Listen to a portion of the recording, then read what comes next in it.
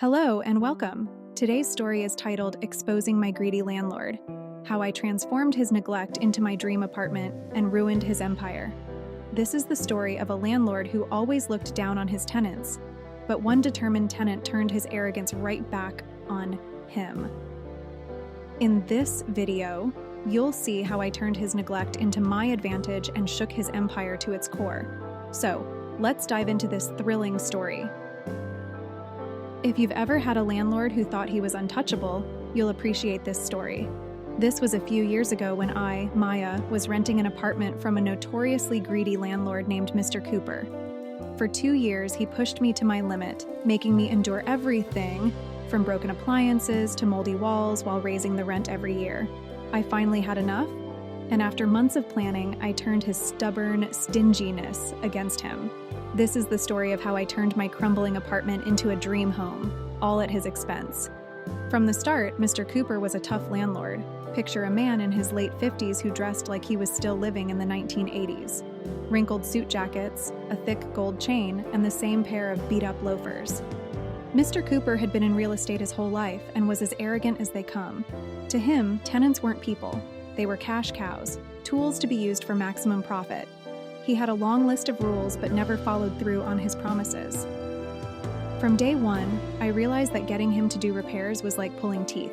My apartment had charm, sure, but it came with its fair share of issues. A leaky sink, outdated electrical wiring that shorted every time I plugged in more than one device, and worst of all, moldy bathroom walls. When I asked him to fix these things, he'd always respond with some dismissive comment like, "Oh, it's just part of the old building's character. You should appreciate it." Any other complaint was met with a similar lack of interest or an excuse that he couldn't afford repairs due to financial constraints, even though he was collecting steep rent from multiple tenants. The final straw came during the winter of my second year there. It was a particularly cold winter. And out of nowhere, my radiator started making this horrible clanking noise, then stopped working altogether. I tried every trick in the book to get it to work, but it remained cold as ice. Shivering and unable to sleep, I called Mr. Cooper and explained the situation. He just laughed and said, "Get some blankets. It's not that cold. You'll be fine." That was it. I had been dealing with his attitude and his refusal to fix things for far too long. I decided it was time to hit him where it would hurt the most: his wallet. I knew I couldn't take him down alone, so I started reaching out to other tenants in the building, people who had also endured Mr. Cooper's neglect and arrogance. Surprisingly, a lot of them were eager to help.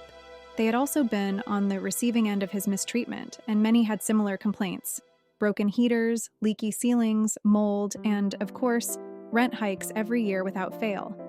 They too had tried to complain, but Mr. Cooper always dismissed them. I connected with several tenants who had left the building in the past few years, and each of them had horror stories of their own. There was Carla, who had a constant mouse problem in her apartment, and when she brought it up to Mr. Cooper, he shrugged and suggested she get a cat. Then there was Sam, who had his roof leak so badly during a rainstorm that his entire living room flooded, and Mr. Cooper refused to pay for the damages. Everyone I spoke with had a similar story, and like me, they'd been brushed off every time. I knew Mr. Cooper's Achilles heel was money, so my goal was to hit him where it hurt the most. But I didn't want to do it recklessly. I wanted to do it with precision, making sure that once he started feeling the financial sting, it would be too late for him to recover. My first move was to start documenting everything. I took photos of the radiator, my sky-high utility bills from using a portable heater, and the moldy tiles in the bathroom. I even had an old phone set up to record any interactions I had with him. Every dismissive phone call, every time he ignored a request for repairs, it was all saved and organized. One of the tenants, a woman named Ellie who had lived there longer than anyone, had kept every email and text exchange with him from the last 3 years. She handed them over to me eagerly, thrilled that someone was finally taking action. Between her documents, my growing pile of evidence, and testimonials from the other tenants, I had a solid case building. But I knew that wasn't enough. The real turning point came when I reached out to the local housing authority and got a copy of the city's rental codes. Sure enough, my building was violating multiple health and safety regulations, particularly concerning heat, mold, and pest control. Mr. Cooper's neglect wasn't just inconvenient, it was illegal. Once I had everything in place, I called a building inspector to take a look at the property. He walked through my apartment, shaking his head at the broken radiator, the mold, the cracked windows, and the old flickering lights. By the end of the inspection, he had a long list of violations, and he assured me that my landlord would have to make the repairs or face serious fines. The inspector issued Mr. Cooper a notice, demanding that he fix the heating system, address the mold, and repair several other issues in the building within 30 days. Failure to do so would result in escalating fines and even potential eviction of tenants, which would cost him dearly. Mr. Cooper was livid, but he knew he had no choice. I, along with my fellow tenants, watched as he scrambled to hire contractors to address the building's long-standing problems. He tried to cut corners, of course, but the inspector kept coming back to check on the progress, ensuring the work was up to code. During this time, I informed Mr. Cooper that I would be withholding my rent until all repairs were complete. My fellow tenants did the same. Thanks to the inspector's report, we had legal grounds to do so, and there was nothing Mr. Cooper could do about it. Every month he tried to threaten us, but we all stood firm. The repair costs and the withheld rent were already starting to chip away at his finances, and he was furious.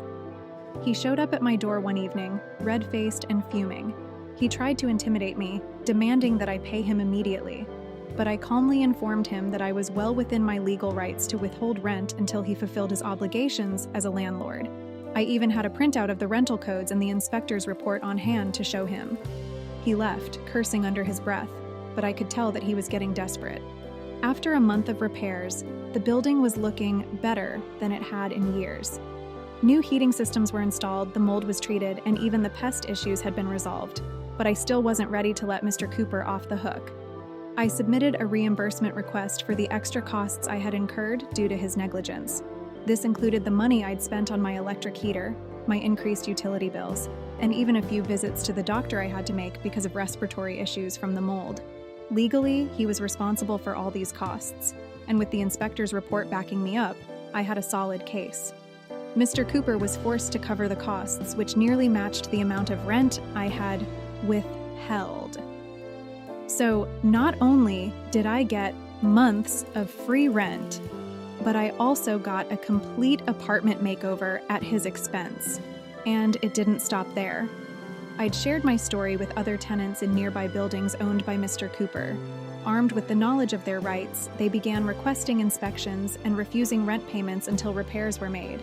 Before long, Mr. Cooper was drowning in complaints, inspection notices, and withheld rent payments. In the end, Mr. Cooper lost multiple tenants, had to pay tens of thousands in repairs and fines, and faced more than one lawsuit from tenants who had endured years of neglect. His reputation as a landlord was destroyed, and last I heard, he was trying to offload his properties to cut his losses. The irony? If he'd just fixed my radiator and addressed the other problems when I first asked, none of this would have happened. After Mr. Cooper's downfall, I stayed in my beautifully renovated apartment for another year. I left when I found a better job in a different city, but I felt a deep satisfaction knowing I'd done my part to hold a terrible landlord accountable. Mr. Cooper thought he was invincible, but he learned the hard way that a little tenant with a lot of determination could bring him down.